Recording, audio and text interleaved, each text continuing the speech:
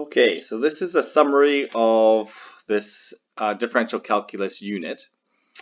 Okay, so we're going to start off with our limits, our basic limits here. When we take a look at limits to infinity, remember there's endpoint behavior and local behavior. Okay, limits to 0, limits to 2, and then versus endpoint behavior. Just a reminder, when we have this endpoint behavior, we can compare the powers of the function. So in this case here, the highest powers will dominate. So in this case, we have 2x squared on top and 3x squared on bottom. Sorry, negative 3x squared on bottom.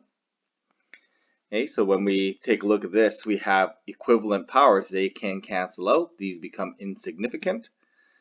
And we end up with the limit 2 over negative 3. So here we have a limit to 0.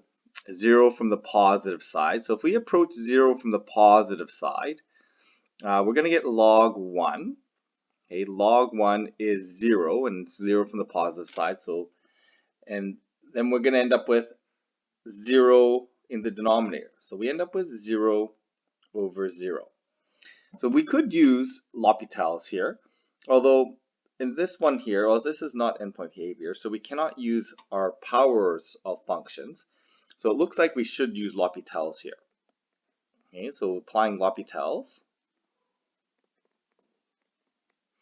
we're going to end up with the limit as x goes to 0 from the positive side, 1 over x plus 1, and this becomes 1/6 x to the negative 5/6. Okay, rearranging this expression before we evaluate it, okay, this becomes a limit as x goes to 0 from the positive side. We end up with, let's see here, in the numerator we're going to have 6x to the 5/6. Okay, and then we're going to, in the denominator here, we're going to have the x plus 1. We can now evaluate our limit. Limit as x goes to 0 becomes 0 over 1 or 0. There's our limit. For the last one here, as x goes to, we're dividing by 0. If we plug in 2 into the numerator, we're going to get 4 plus 6 minus 10. So we get 0 over 0. However, this one can be algebraically rearranged. Okay, so we end up with, if we can get rid of that divide by 0, that would be great. And it looks like we can.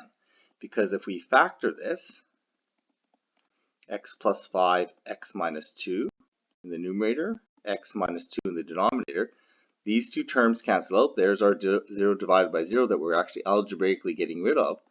We substitute the 2 in, we end up with the limit equals 7. Okay. For these ones here, we have to be able to do limits on graphs. And we have one-sided limits and two-sided limits. So as x approaches 1 from the positive side, and just do this in a different color. As x approaches 1 from the positive side, this is what's happening. We're approaching x equals 1 from the positive side, and it looks like it's going to equal 4. Okay, that now it's not actually equal to 4. At f of 1 is equal to actually 2. But however, the limit is about where it's headed, where it looks like it's going, not where it actually ends up. Here, as x goes to negative 2, this is a two-sided limit. Okay, so we're going from both sides, and a two-sided limit has to go to the same place. In this case, it does. The limit is equal to 3. The actual value at 2, again, it doesn't matter where, the limit doesn't care where it actually ends up. It just wants to know where it's headed. So where the actually ends up is at y equals 5. Okay, the last one here, this is a limit as x goes to 4. This is a two-sided limit. So we're going in two different directions from both sides. It looks like there's a vertical asymptote there.